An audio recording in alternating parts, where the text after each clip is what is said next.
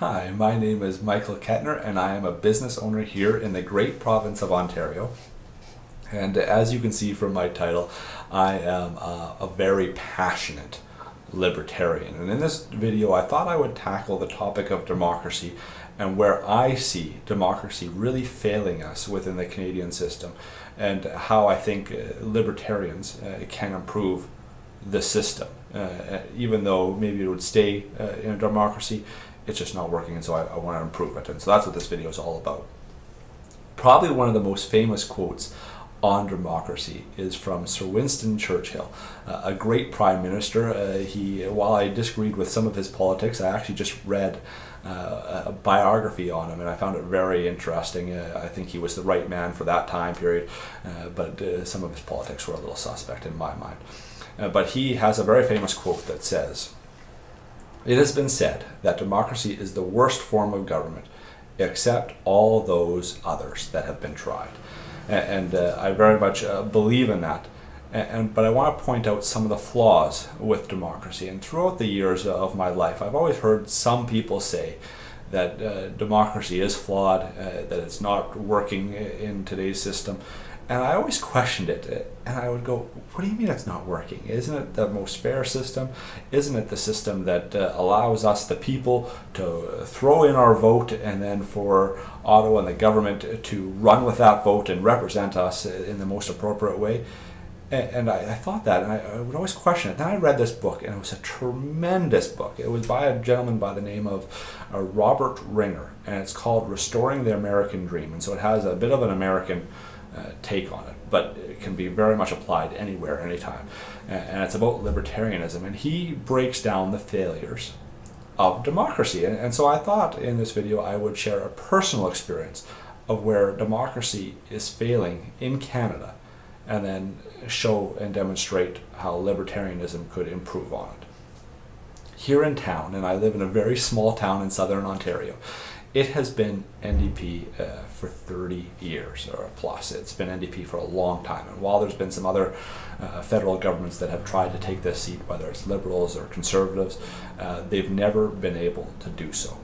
At the last federal election, the lady who was running on the Conservative side came very close to winning. She was within 700 votes of actually taking the seat from the NDP. And so she did a very good job in a town that's typically been tough. But let's pretend that she actually won. And let's pretend that in this scenario that there was 5,000 people voting and she got 3,000 of the votes and the other parties got 2,000 of the votes. And let's also pretend that she was running on a platform of 10 items. And you can really pick whatever those items may be. Maybe it was more taxes, maybe it was less taxes, maybe it was more support for seniors, maybe it was less support for seniors, better healthcare, less healthcare, whatever it is. She was running on a platform. If she would have actually won, she would have thought, and not even to her detriment, but she would have thought that people voted for all 10 of her platform items. And she would have thought that she had a mandate from the people to go to Ottawa and to represent them on those 10 items. However, even for the people that voted for her, the 3,000, maybe they didn't all like all 10 items. Maybe there's a chance that all the people didn't actually like one or two of those items.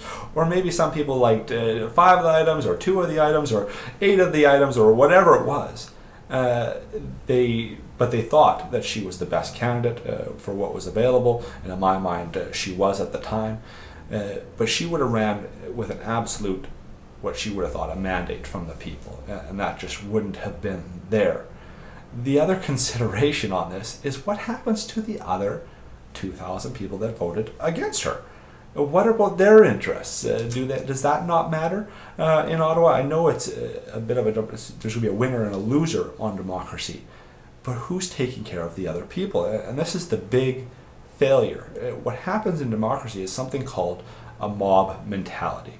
Whoever has the most votes wins. And so the mob can swing either which way. And sometimes the mob is righteous, morally correct, upstanding citizens, and sometimes it's not. It's just people that want the government to do certain things for them, whether the government should or shouldn't.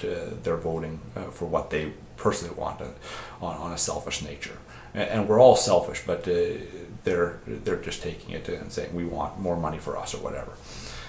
So what happens to those people? And so this is where democracy really, really fails. And that's where I think libertarianism is probably the best option. And not just probably, in my mind, it's the absolutely best option. It's the only option in my mind. And I'll tell you why. Libertarianism believes in only one item on the platform, and that is personal liberty. They believe that the government should actually be shrunk down to one thing: giving people personal liberty, putting all the power back onto our shoulders, onto our laps, so that we can run our lives however we see fit, as long as we're not taking the liberty from others. So we can do whatever. We can go out and create jobs for ourselves and new products, or do whatever we want with our land, as long as we're not infringing on other people's lands or other people's rights. It's okay. And that's what libertarianism is all about: protecting the individual. Everything else is left to the free market to run as it sees fit, as long as it's not a detriment to anyone. So that's where I think libertarianism could improve democracy. So I hope you enjoy this video. I look forward to your comments, your questions, your further dialogue on this, and until then, I wish you all the absolute best.